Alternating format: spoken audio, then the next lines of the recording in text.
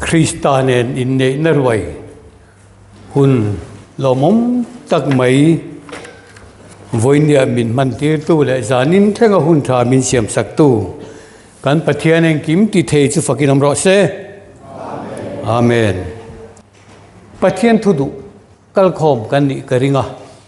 pathian thu hi chi angai khop maya i với na hang ka sei to i son alan dan angin ngai to su ngun takin chi takin ngai to ra u atiang hian pathian thu hi chi ka hun to ngai ve na hun pathian thu ru a hi riat apoimo hey man deu khan mi pakhatin pathian thu hi in khel na saru tuka atia mizo chu kan dang lama saru te pui kan khel satia lawa athing ei kheri kan du thina lom kate athing akha kan du tat main ataka kha kan du tat main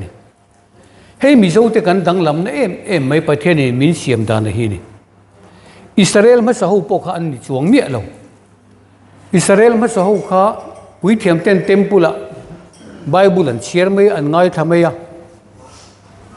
hey gentle rama pu hen ani tho an ding ve do ngai lo khovel bun ngai pastor in sermon le top thin an hong le mai thin ani ma se mi zo chu kan ni lo a pastor ai ma khan a mi pui te pathian in pol tam chang te ne ya upa te ai po pol tam chang te ni testimony han hong ila upan ron dil khal zung zung mayang chu te anga pathian ina an nam anga a mi pui a anau pangtlenga apol nam kan nia chu nam than pathian nam than bi kan ni awang hian nam dang te nen hian in an lo na riau kan nei ti riaila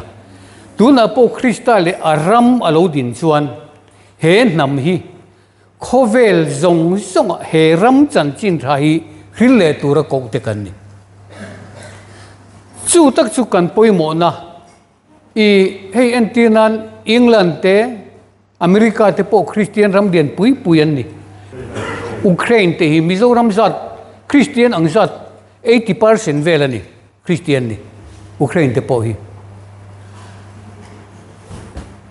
Christian chun tam lu tuk tat ma se an nam anga pathianin a ko le an nam anga ram chan chin tha hril le tura a ko chu mizo te chi hi kan ni chu wang chuanin pui thiam nam tur kan nia pui thiam ma le khwa le tu ya te ni pathianin min ko nahi athisen min le na chan hi khwa le tu ya le pui thiam ta na ni khovel tan pui thiam ni turin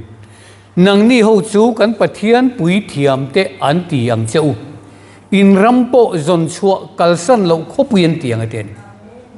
chu pathian ina zol nei te manga alo seilok dai to ani chu me ne wang chuan pastor te chu apol big lo upa te chu apol big lo ami pui hi pathian ni min pol thin adik tak chon tu na po hian kan rama hian kan thu hril tu ma sa te hi voine mi puin kan than har khal don chu lo khre ro Balaama Israel zirtir tu ani ma se Israel te an chelo tura akal kha sabeng tung chunga achuanga achuan na sabeng tung zo khan vantir ko mutlat mai ni akal ngam to lo Balaama khan han nor chiam ma se engting ati heile chen ni ithu ko oi lo ngai mi te ni ka sabeng tung chong ngai lo hi mi hring chong in lo chong chhuak ani Israel nam beram bo hi sabeng tung angin Assyria raman bo ani ti Bible sabeng tung nen min te khin ani voine po zoramik za Christian hanin ti maila Bible achon sabeng tung din huna min da atlat Israel nam bo te hi kan chunga mi an chuang thin dik tak chong ko ran upa te pastor te ko ran khoi tu te ril rem zong lo bia kina po kan soi ngam lo kan chunga an chuang tat mai ni ma se sabeng tung chong ngai lo hi a chong chua ni thleng don kan au chua ni thleng don zo pachuan ram sabeng tung chu mi hringa apian huna mi loi lo chuan hriat fiana nei cha wanga ti voinen sabeng tung kan ni reng don lo kan chu amen chuang reng tur ani lo Krista chuan na tur te kan nia Krista iso Kristan atak satan Atlantic kan ni chu wang chuan Jerusalem a iso lu don chuan sabeng tung no thun tu mala chuan na ngai lo kharon hoi ra u enga tinge anti chuan lalpana du ni ti ra u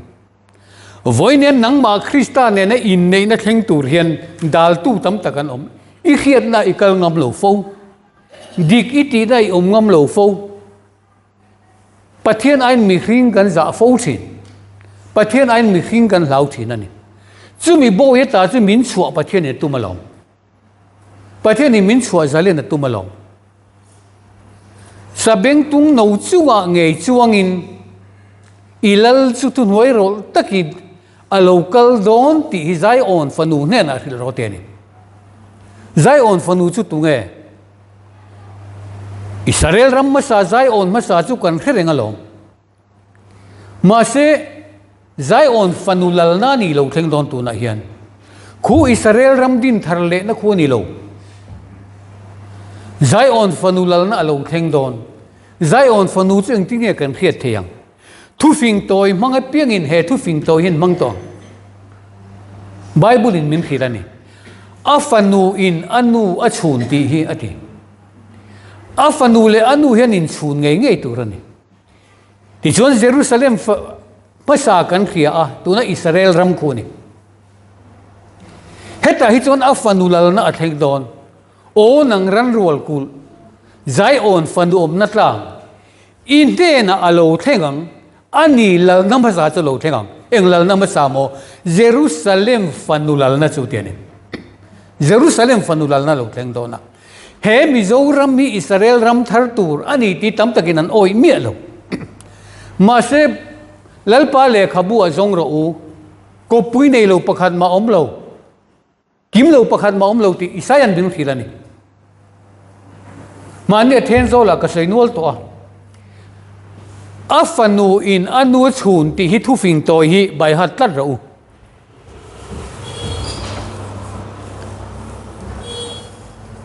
ang vak lo mai theya ma se lo pom sam mai mai ro hei Mizoram ani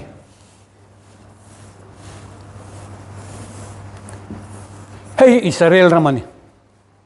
kanan ram khani a in tiat chi adung mel zani awang mel za ta hian aizo la oma tan Jerusalem oma tan lungle oma tan Nazareth oma helai hian sukar mun zagopa tui chu om tui sun chu om na ma tan then zo lo mani helai hian champhai kan neya ke ni chon an ni chon helai hian Tel Aviv saron phai zo lan ti khau mang ti chon helai hian palak dil kan neya an ni chon helai Galilee dil an neyang afanu in anu chun ti hi thu fingani Jerusalem fanu hi in khiat du chuan anu chunang ti hi Bible in min pen chuwang chuan Mizoram le Israel ram ang lutuk mai pathian in lelung pian tirata alo bu sai hi kapa vo bik te u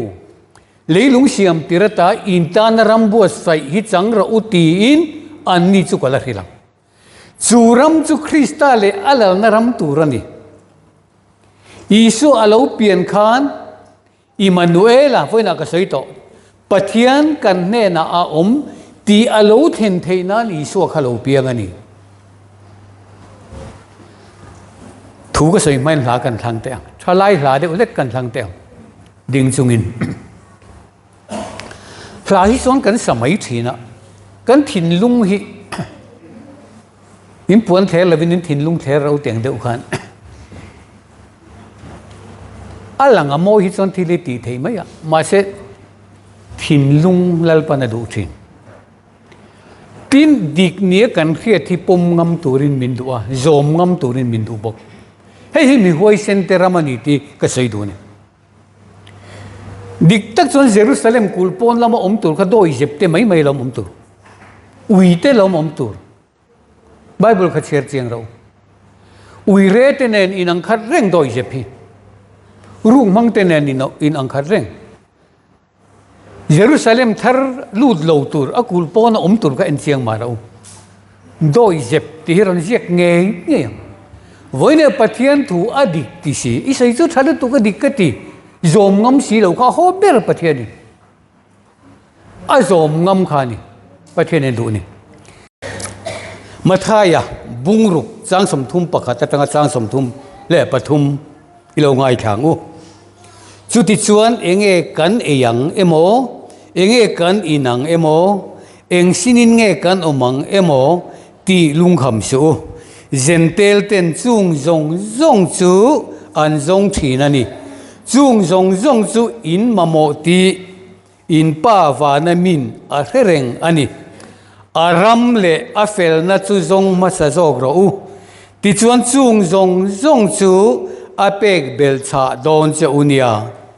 luka bung som pani chang som thum pakhat le som thum pania amaram zong zog ro u ti chuan chung thil po chu apek bel cha don che unia pol tlem te u lau su ram pek che u hi in pa lom zong tak ani a thu kan cher te dal pan kan zatan mal som le ro se amen pathian lalram Krista le alal naram kan nai ta le chu wang chuan mitam tak an la ron au don chau ram anai lalpan zo ram min sing sadon chu wang chuan mani du zonga tlan lutuk ahun lo ele bar sil le fen kan tian tlan lutuk ahun lo ei tur bar tur kan mu chuan aram ni zong u tu chu ni poimo em bai ni aram izon mu chuan adang he chu pe a pe nge ngeng chu ti he bible a hian a asik tu mai chung len sawa tiu en tiu bu an tu lo bu an ad lo ma sen ma mo turi in pa wa na mi na pe vek zong ain in poimo zok in ro pui zok te ni kan ni na kan in riat chua lo nei kan saltan na ni bible han thil jiang mak tak tak ka oma chu kan la chi kan la chai dona kan la jir don mi zo te hian khovela kum sang ni bible an chai to an la chai chua lo hi kan chai chuak teu don mi zo ten lo helo ro chu nam than kan ni wang ani abik taka ko kan ni wang ani hey ni mina helaya pastor refresher course kan nei ani midang tu ma tel lawin pastor te nen hun kan manga enga kan so in remi alo hey atam jok chon tu la wangin an honga pani ina ni mo min champui pani chu la chaba chu enga tinge abi taka pathenin min khil tummi anei thina bible azia zong hi enga tinge mi fingle mi beng warte nena azep tata keni nau pangte nam nau pangte mani lokami te nena puan tat thin le ti hingai to ro mi fin na ka pai thang rem khiate na po ka ti bora langati chu wang chuan lalpan na ko zia che a than min than dan te ngai to te u mi fing le rem tam ta ka ko lo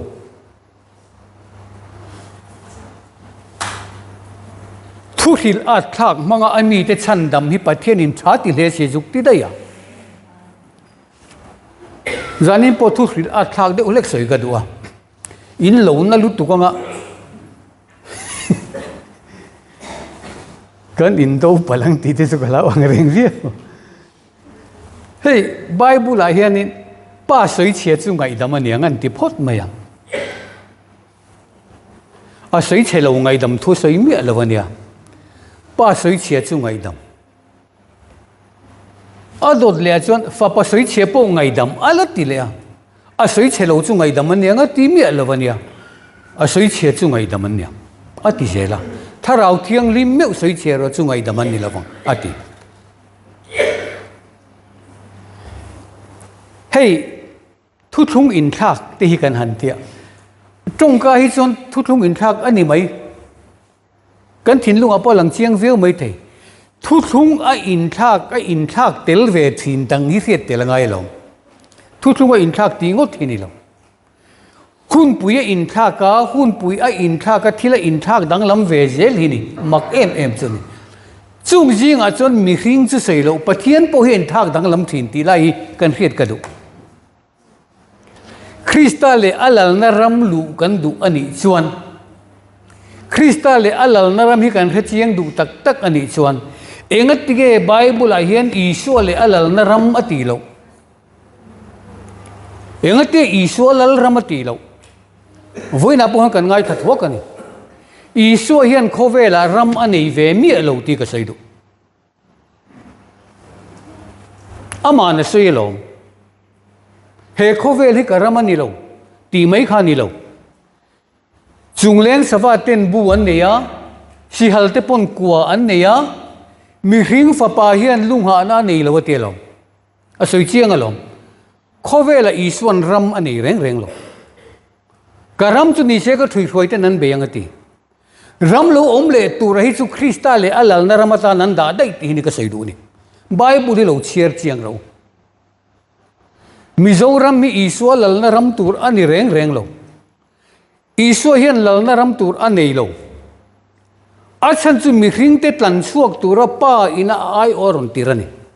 tlan tu ani tlan da beramani moria tlanga Isaka chu berami nan tlanani Isu Krista lo lang tur en tirnani Isaka athi don to pathenin Abraham he na tilum ron mai chamaron lan roti Isaka athi don vi lum mai turani ma se pathianin Abraham ifa pa ka eng mati su in nung lam han en te tia nung lama an en chu cross thing hoka berama lo tangani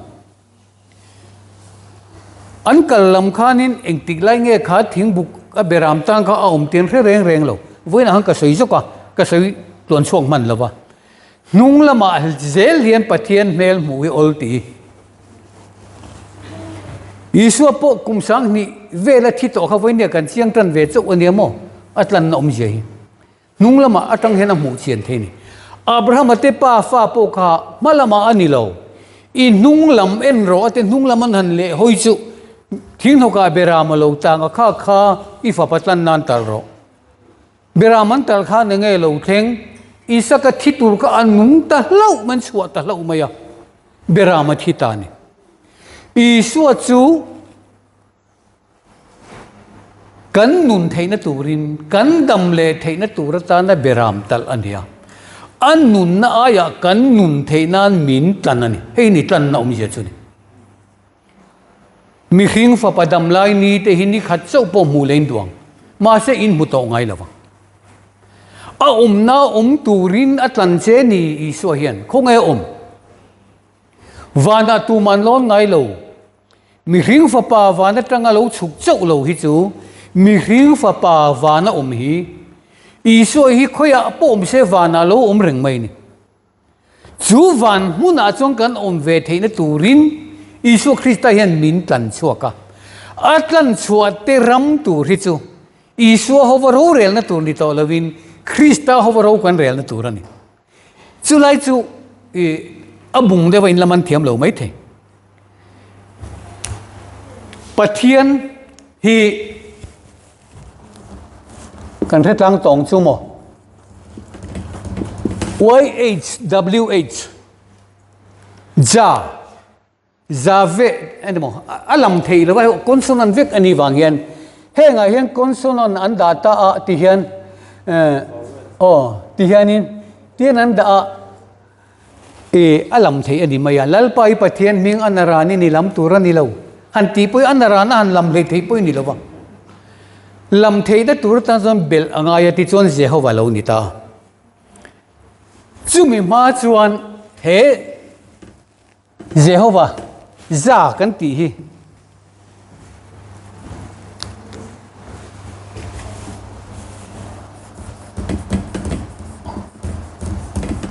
makanitia Israel fate roi chuak dona Moses khatirani Faro ma vakal rolete ani faro ma chuan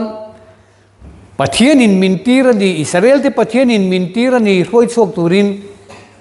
kawatianga anh ấy ở trong tiệt tu chế bắt thiên chú tu nghe mình lâu thì sẽ anh tin nghe cái tiếng ở đây tu nghe khá bắt thiên cả à soi thấy miệt lâu mâu xia khan anh ấy biến biệt đặc năng chú tiếng anh lâu thì anh ấy chuan Israel te bắt thiên mà chuan mình tì ra ni ít đòn nhỉ thì chuan mà anh ấy hay tuân lại à là ta có mà zong zong ở đâu na mà cái ta anh tia kan sa phung em có thể là ba mà Heraldon tất anh mà Heraldon thì chuan Israel phát an ruồi chuộc ta thì chuan Israel phát thế na chuan anh tin nghe tí khá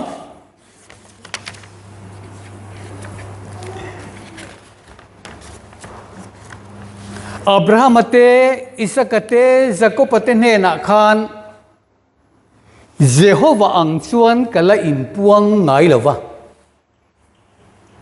ati tatat mai ne kanan ram lua tu ra huai tu kha oma lo ni mia to lova Jehovah alo ni reng mai ne hei la phua tun lalpa Jehovah nang min huai tu ti la te mi mo ai kupta raman han chua sana kanan ram huai lu tu kha chu mà alo ni talawa mà hi lo talawa ti chuan Jehovah hei hian alo huai chuak ta dai maya ti chuan in dan thu thung hun kan ti kha alo to pa van khat na dan thu thung hun kan ti kha alo to pa ti chuan Isu Krista alo lang ta he Jehovah kan ti tak maya kha Israel te pathian akha Israel te pathian ani wangin Gentile ten kha pathian ka an beve thei mi si lawa Israel te ta na idser rang to pathian ani wangin chu wang chuanin Israel te ne na ron in Gentile te ne na ron in pon ve the turin dan tu thung alo to pa Isua in aron in lar ta dai maya Isua tak samang hian mi ri na ron in lar ta dai mai ti chuan Jehovah po chu Isua na ron piang ta dai maya ti chuan a Jehovah Israel te pathian ani na Mesia ani na kha Isua hian an thuk ru ta dai mai ni ti chuan Isua hun hi a khovela khan Bethlehem le Calvary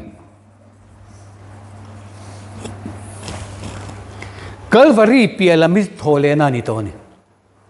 Bethlehem le Calvary in kara zong khan Isua in aron in larta aron in puang ta ni aron piang tura chu kantan nau pangalo pianga fa pa pe king kan omta minga chuan maka an mak tur ziat himo amak lutuk don ani kan ngai tu na le kan cher dan in min mi alawang minga chuan maka remruat tu chaka inte dekha remruat tua pathian chaka nanti thin tu ma chuan ti ro remruat tua chatuan pa rem nalal anti don sia aramin kin ne nei lawang ro rel na ko ki chuangang Isaiah na lo sei lo kani ma se chu Isua na ron in piang ta aron in puang ta dai maya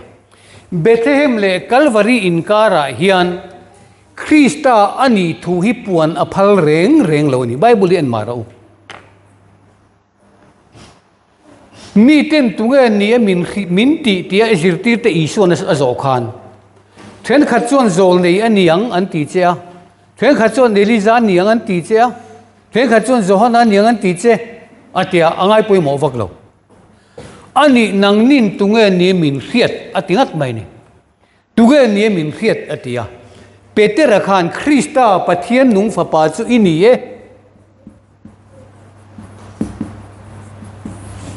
he Krista hi Isuan lo thuk ru dai mai ni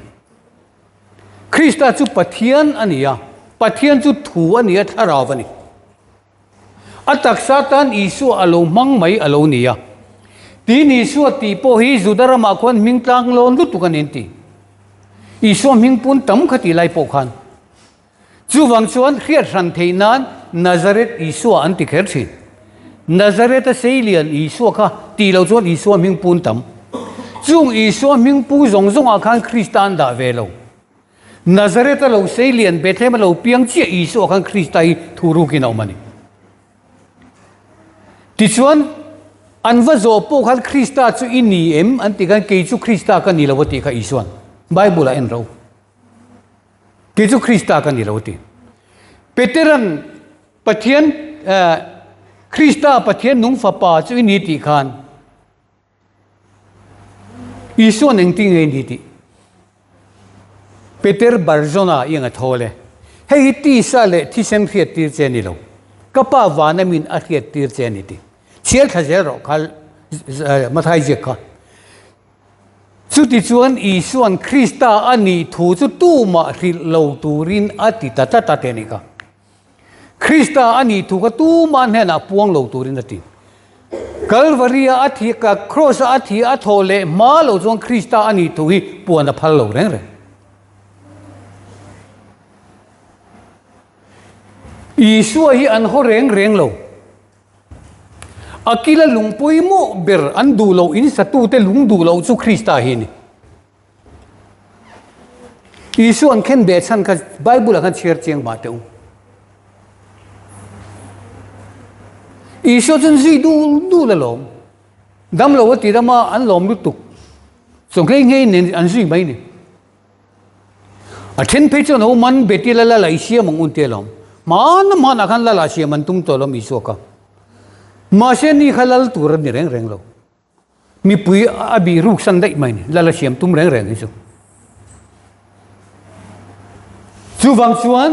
Isu kan Krista an lo thuru reng sia chu a Isu Krista zok kha ani dam lo te lo ti dam thin tu le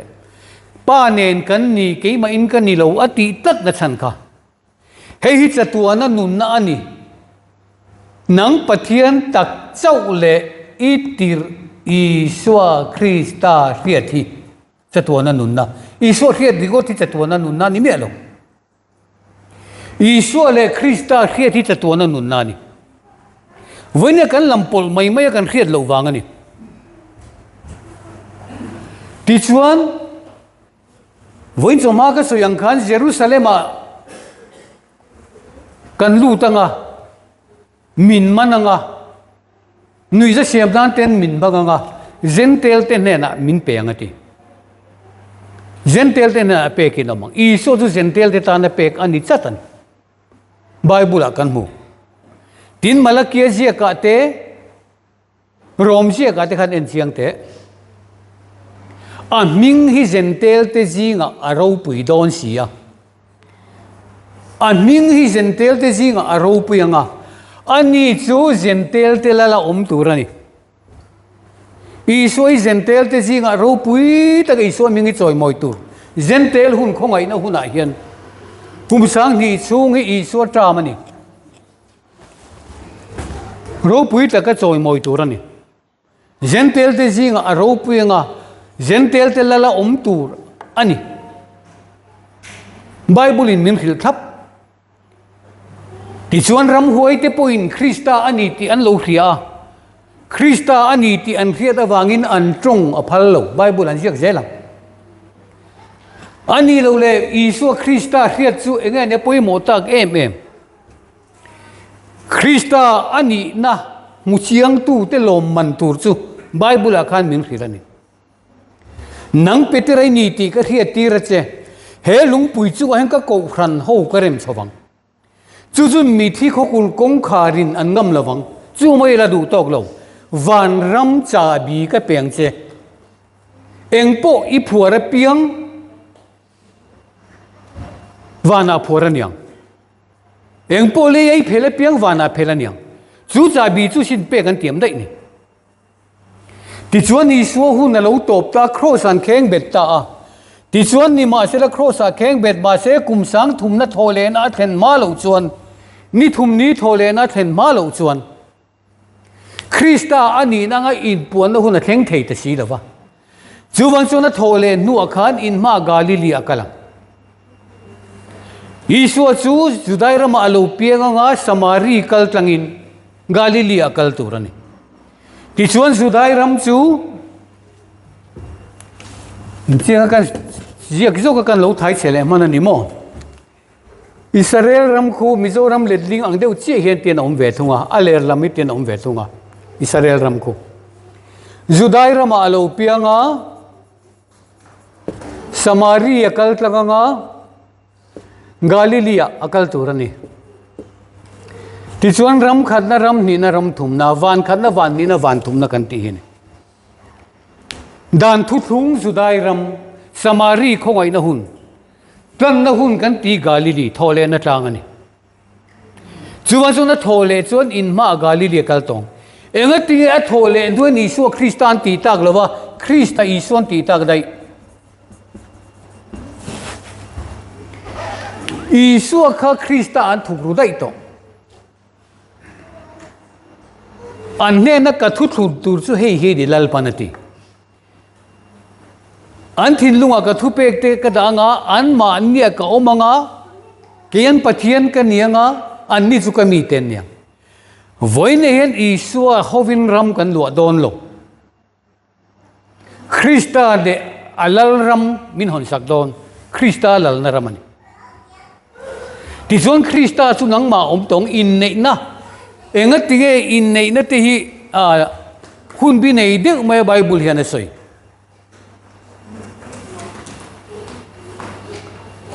tin ni thum ni in kana khuwa a loi cho a oma cher maro ni thum ni a ani kana khuwa apo Galilee ram kana khuwa Galilee ram kana khuwa loi cho Isu pon som ve chu ta chun wai ni dai talo Isu tui wai na chan ti rani chu Isu thil makti ma saberani arong bolna po khan voinan he thole na tang Galilee ni thum ni kan lo thengta kum sang thum na kan lu thole na Krista Isu chu Krista na thole ta chu Krista tak sa thar tur tan chuan Isu khan min lo tlanani athisenin min lo le yani hei kan chian apoi mo khop jinaka soi tuang khan Israel ho te khan Juda ho khan Isu kha an ho ran pa lo an khen be chan tak kha en chiang ro pilatan Krista anti hi ini em atinga tani Krista anti hi eng thola fa pa chu ni em ta kha chon Isu na thi hun to apuang ta a in puang ta he ta dam lai chon Krista chu ni em ante kan ni lo ti ta tan Isu kan do ta soi ve nge Bible khan ji ta ta lom kan ni lo ti ta lom pilata dan chua chala Krista eng thola fa pa chu ni em min ril ro atia ni e ti tan chu tak chu ni thu tak chu ni thu tak khiat ti ri khovel khiat ti ka lo kal chana ni ti ege thu tak chu te ka hil che oi si lo lo mati thu tak chu Isu le Krista hi thil pani ni si pakhata dik du dan nia a Isu hun zo khi khowai na hun a hen Isu in khovela mi zong zong ta na in larani Isu ming rin na hunani ma se thole no zong Krista Isu an tiang kan Isu ka Krista thuru kina omta Isu damlai zong zong in Isu a Krista thuru kina oma chuti ang che chon chu kong chu Isu an min siam sakta ke hi kong le thu tak le nun na kani ke ma kal lo chu tu ma pa nen an theng lawang atia chu nun na kong pa nen then na kong min siam sak chu I zo ve don ta ke ma ni mi hring mai chu eng ma kan lo ni si lawa saruak vek kan lo ni sia lut na reng reng that na reng reng nei lo kan lo ni sia chu wang chuan mi lu pathian fa kan ni le theida turatan chuan Krista chu nang ma alo nu na ngai ta chu Krista chu Isu hian min ron petani inchiang temo ti chuan nang ma Krista alo nung ta Krista taksa alo ni ta ilo ni ta ti chuan lalpan ram min pek bin tiama chu ram min pek chu Krista le alal na voi khang ka cher to ka soi fia vak lo van tir ko pasari na chuan ahan ha ma helai le lin hi Jev lal dai lo khan ron sei se la van tir ko pasari na chuan a han ha ma ti ngot mai mi zo tong a chuan a chiang ve thei lo a mu chuak ham nge ni po riat lo te ni van tir ko pasari na chuan a to rot chu a han ha ma ti turani to rot pasari na ti chuan to rot pasari na ri hi engtin nge in riat thiang le engtin nge kan riat thiang le to rot paruk na hi re to ngayin to rot pangana ri te re to ngayin veng khang ka ti man talawa number kha adang chu seiman lo tura in dala hun sari thu an ron puan che hian to rot pasari na aron ri di hero hun rung na chuan engen chin pon kan sei sual de zau mai thei isual le alal na ram mo kan ti fo thin isua hun chu hun rukram hin zentel hun hi isoi zentel te pathian ni tura pe kani ming hi zentel te jing aro pui turani kum sang ni chung ani ma se tu da jon thole na ram ni thum ka ni thum ni kan lo theng ta chuta chon isua kha Krista hian taksa amang don to lo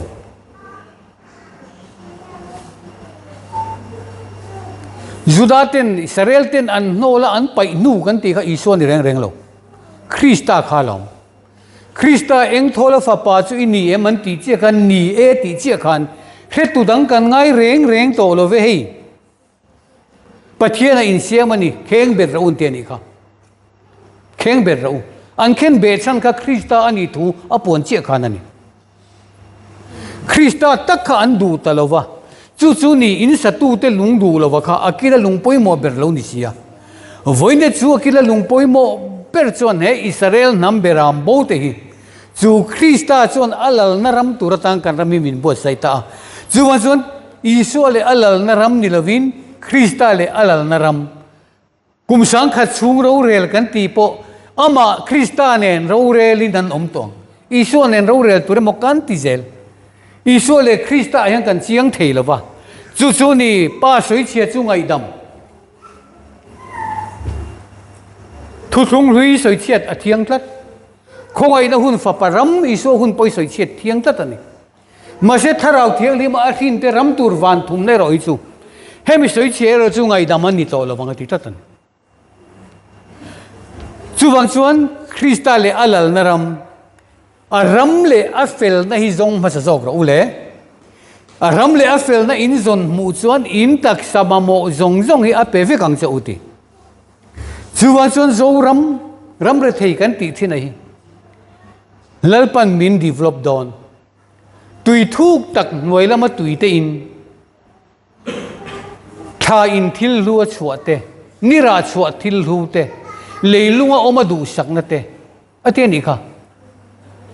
mal som na se Josepha ho lu chunga oma hey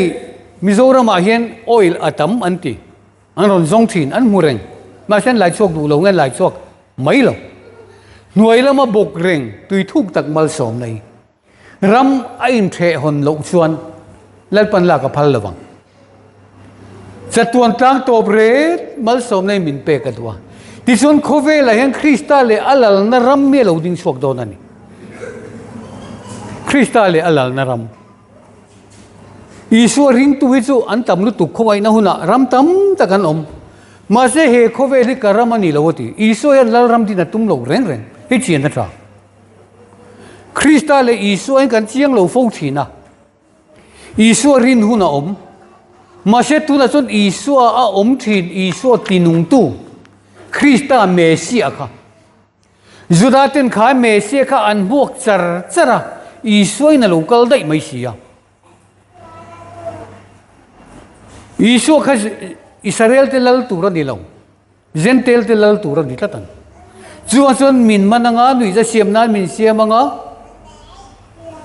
min ti lumanga Zentel te ne na peking ka omang Isu na soilok ve kala ma se thole nuwa chuan in ma Galilee akal tong ta chuan min huang te ni ka thole na hian thì cho nó thôi lên nu trong Krista Isu à lâu nita à Krista Isu cho thủ ru kinh ông ta với nhẹ chọn chủ Krista chủ nang mà thủ ru kinh ông về đó na Krista tác sa in câu khăn hậu chủ à tác sa anh nị thì cả Ephesia chủ Krista tác sa lal Emmanuel Lalram zau tu lal Emmanuel chu pathian kan ne na om Krista kan nei ma lo chon pathian kan ne na om thei me lo chu ni pathian kan ne na om lal Emmanuel pathian kan ne na om ti chu alo then thei nan Isu kha alo pia ga ni Bethlehem ti hi min khilani chu wang chon an minga maka rem ruat tu cha tuan pa rem na lal ti kha lo puang ma se Emmanuel nula thiang lim pakhat arai nga fapa athinga nga aminga Emmanuel an sang ti ma sela alo pian don chon van tir kovin Joseph ron khila Mary ron khila aminga Isua isaturani atitat mai ni aminga Isua isaturani Krista an thuk ruta dai maya Israel ten an mua Messi akha Isu an thuk ruta dai maya Isu mela lo langa an haita an du talawa Gentel ten hena an peta a ti chuan voin ne hian Israel nam thole te hian Israel nam har chuak le te hian Isu kan muak le tlat mai lai hi ni Israel ten Juda ten an lal an muak thel ang che hian mitam tak hian kan muak thel don tlat local le tu rahi Isu mo ti su khoya ma Isu local don ti Bible an jik lo re mi hing fa pa local le nei chun sia Krista local le na pon sia pathian local le na pon sia Isu local le nan sia ngai lawang chu Krista chu nang ma hian a local don Israel nam te tlan chuak turin roi chuak turin local don mi ta mu thei ni si lawa thu chu tharawani chu pathian ani ti chuan thu chu ti sa alo changa kan ne na umta chu thu tak mai chu nang ma ti sa ron chan ni khan thu chu ti sa alo changa kan ne na umta chu Krista tak sa thara chon lalpan voinen min din chuaka min bo sai me kani chu ni voinen hei hi chatua na nun na ni nang pathian tak chaule itir Isu Krista riati chu ti chuan tu na zong Krista Isu a om te tan chuan thiam lo chan tir na reng om to lo Krista Isu nun na tharau dan chuan sual na le thi na laka min ti chuak to sia thil tha ti tan Krista Isu a chuan siama omit ama put chuak kan ni sia chu wang chuan pathian a hian chian ngai ni hei mi zo tonga pathian tian lo da mai hi apoi bang o ti ka ngai to thina fu viau hian lang ma sen pathian tam takan oma atira chon Israel te pathian kha za ani zave an ti thina ni kan pi le pu te khan kha an la kheve reng mai sia Israel raman ron chua tran ti lai an pathian chu za an ti thin tin thria pui thiam ten in thoina khan an au thina ni zave an te ten pui thiam ten au wang thina ka pi biak khan min cha ngang che ka pu biak khan min cha ngang chen ti thin kha chu an la hre tu nge nin hre to lo wani ti chuan Jehovah pathian kan ti mai hi khoropue da ringot lo hian Jehovah hi chu lo ti thin se chuan vai hovin bagwan an ti nen chuan ai ang mol reng lo ti khia ta tha sa pin go tan te pathian ti kan let ling zela kan pathian ni Jehovah ti hian lo let ling zel sela ti chuan Gentel huna Isua kan ti le po hi Messi Jesus hey ming hi kan let ling a thil dangai chon pui lo tura ta tel pathian le zel ming kan let ling chho hian pathian thu kan man fu lo pha tlat mai ni oma ani na te Jehovah ani na te chu pathian in puan chho da na kha kan man fu thei tlat lo mai ni pathian tin kan let tlat zela Emmanuel ani na te ti chon Joshua Messiah mo Joshua ti khan lo da se Isu ti lo hian this one Messiah kha Krista ti lo in Messiah ti hian lo da le bok se la sap tong mi kan let ling koi chho le a chu wa so voi nem pathian in puan da na ka han soi don hian Bible kan le lin na neng kan ai nge ni in rem chho lo ama wang hian a boi ta that mai a chu wa so Isu kan ti tin Joshua kha hey Joshua ming ma sa kha Hosea ni kanan ram an lu don na Jordan luan dai cha don chuan Hosea ti kha athiang to lo ba Joshua ti na ming an cha ka ni ti chuan chu Joshua chu chandam tu ti na ni Hosea ti po ko chandam tu ti na tho chu ni ma se Joshua ho wing kanan ram an lu ta a ti chuan chu Joshua ho kanan ram an lu tang khan kha Messiah kha Joshua a khanin an thuk lu ta Joshua Messiah Isu Krista mo ti chuan tu na chuan Messiah Lalram lo theng don ta chu ni tu na juda ho te an har le chia theina tur chia chu Krista kan ti mo Isu kan ti mo an har don lo reng Krista le alal naram Messiah lal naram alo theng ta ram cho lo theng ta chu juda nam zong po an lal Messiah muin an lo harang an ti kha an lo har chole na tur chon chu jong khumi de ti har le tu tur kan ni wang khan kan pathiana kan chien angai tu na chuan Messiah Lalram kan lu don Krista le alal narama kan lu don ani chu wang chuan helaya Krista le alal naram ti te pathian ming omzia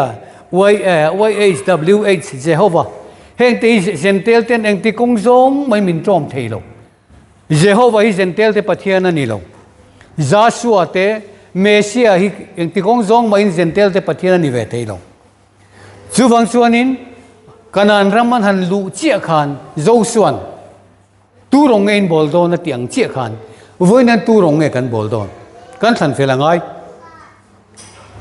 ai kuptarama in biak thin pathian kha nge ai kuptarama anom lai an pathian biak ka chu o malom o makani tin zukin pong ro te lo ai kuptarama in biak thin pathian kha nge thalera in biak thin pathian kha thalera tungan biak le Jehovah mole Jehovah chuang kale in puang ngai lo ma se tu da chen Jehovah in ka in puang ve to thuang hati ai kuptara ma in biak thin pathian khange thalera in biak thin pathian ta khange luiral pathian zong kha pai vek ro ti top mai luiral pathian zong kha pai vek ula keile ka chung te chuan lalpa rong ani kan bol don an han ti le lalpa ti buk khan min le lin sak le sia pathian mi ngan kan boi ta em mai Israel te po pathian mi ngan lo Juda te po pathian mi ngan lo boi to Messiah an ngalain Isua alo piang sia Messiah an ngalai khang Krista an lo ti le bok sia chu azon voine chon Krista le alal daram chu Krista chu Messiah tinani tinarum da takala Messiah lalrama kan ludon Israel tele an pathian Israel nambo tele pathian kan injong muto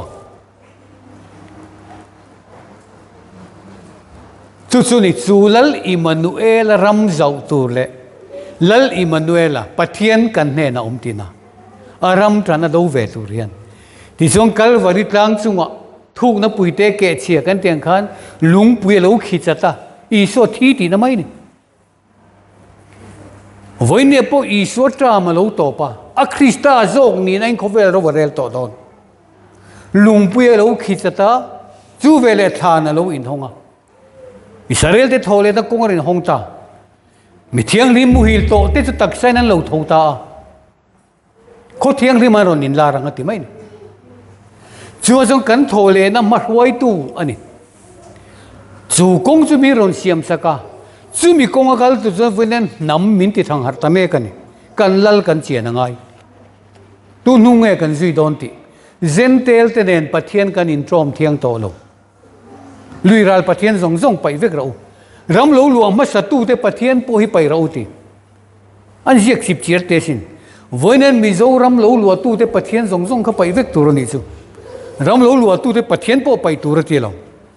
ลุยรัลปะเทียนโปไปตัวไอ้กุบตาราไม่อินเบียกทิ้นปะเทียนโปไปเวกเราติจู่วันจันทร์วันเนี่ยคริสต์เลอัลลนารำคริสต์เลอารามโลนิตาจู่งทูจู่กันติเตียงคริสต์เลอัลลนารำคริสต์รำโลเทนนะหุนคริสต์เลอัตักสัทธาร์เตดินส่วนนะหุนอัตเทนวางินจู่ทูจู่โตตรอดปัสรินัทโถมปะเทียนถูหุ่นสริปะเทียนถูป่วนส่วนนะตีนานิจูโตตรอดปัสรินัตติจูหุ่นสริปะเทียนถูหุ่นสริตางเอาโตตรอดปัสรินัตจูอันหันหามาโคเวลจูคริสต์เลลลรัมอโลนิเดอร์อิสุลลรัมอโลนิมีอโลไม่อะคริสต์เลลลรัมเมเซียเลลลรัมอโลนิเตียอีดกันทางหาดอนให้ปะเทียนเริ่มรวดอันนี้โดนถูถูวะอะไรมาสาเพียงกันวันนี้โดนโทเลนะมาสเปรตเตลแต่ส่วนเที่ยงลิมันเองโทแล้วนี่อัติตบมันทีนี้นะส่วนนั้นส่วนถูเรื่องกันเลยละบังอัติเมียมันในไบเบิลกันอัฐลุตุกกันดิ้งเลลเดวทีนึงมีมาเสจูกงสุลลปามินบัวใส่สักอันนี้จูวังชวนจูมีกันจันเทในหลายเตจูเวลาก็ใส่จวนช่วงมันละวะนี่รุกนี่ลายอาคารนี่สรีนี่มีตุรคามันน่าอันสารโคลเทตตะคริสต์ตักษากันนี่นะคะอีส่วนก็ตักษาลาอุลาเอระอุเตกะกติสาอินเนียกติเซนินบกโลกชวนนังมานินนุนอินเนลวันนี้อัตักษากันในชวนคริสต์ตักษาอินิเวตองอาทิเซนิอินชวนปะเทียนเซนอาทิเซนทุทุงตระอิโลดิงชวกตองจูวังชวนโมเสียขันอารมณ์นั้นเนี่ยนะมันน่าค่ะโอเมร์ขัดวัลเตอติยาโอเมร์ขัดอะไรอ่ะจูโอเมร์ขัดจูรังกัจจเบลชูงอันดาที่ส่วนจูรังกัจจเบลเตจูทุทุนนบอมชูงอันดาตาจูตรอยเวแต่มีอะไรไหมนี่จูลำทุบวนอินเนนักธนาคารเปรกามอสาคารมันทูรุกจีงมีก็เปลี่ยนเสียทีค่ะมันทูรุกจีงมีก็เปลี่ยนเสียที่ส่วนโอเมร์ขัดจูเองตีนั่งกันที่ส่วนเอฟ้ามุนโซมาเทนะมุนขัดตีนั่นเองเอฟ้ามุนโซมาเทนะมุนขัดอิสราเอลน้ำโสมจีงันดำขัดลัลปาตาโซมาปะขัดที่กตานี่ให้ใครน่ารอนเปล่เงี้ยเราอุติน้ำส้มจีกันน้ำขัดบูตาค่ะเอฟเรมค่ะโอเมร์ขัดคริสต์ตักษานีเทน่ามินโลเปเร่งไหมรังขจักเบลชูงอันดาตาทุนนบอมชูงอันดาได้จุดที่อันส่วนวอยเนี่ยมานะทุนนบอมันจอนที่นังค่ะ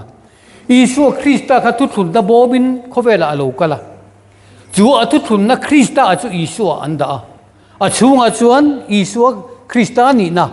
ไอตูร์ตักมันนะปุยเทียมันนี่นะอารมณ์เตียงซอร์โจลเดย์อันนี้นะทุนนะลุงเพกจู่ทุนนะบอมชูอาคานันดาขัดอันดาค่ะตักษาอินอโลกัลตาอิสุอาชวนคริสต์จะตัวนุนนะไอตูร์ตักปุยเทียมตักโจลเนยตักค่ะจู่ทุนนะบอมอิสุอาหุ่นอโลโตปะจู่ทุนนะบอมจู่ทุนนะอิสุอาคริสต์ค่ะนังมาเกมามินเราเปเวเลตาเมเซียจุนังมานิเราเนเลตากวางินวันนี้ทุนนะบอมจุนังมาอิเรานิตานี่ทุนนะบอมอิสราเอลเตตาทีนะฮีฟิลิสเตียเขาเป็นนั้นเราชูสักได้ไม่สมุเอลเขาว่ากันทัศรีงดไม่เราโกลเตเรงกันอีกจุมาเลย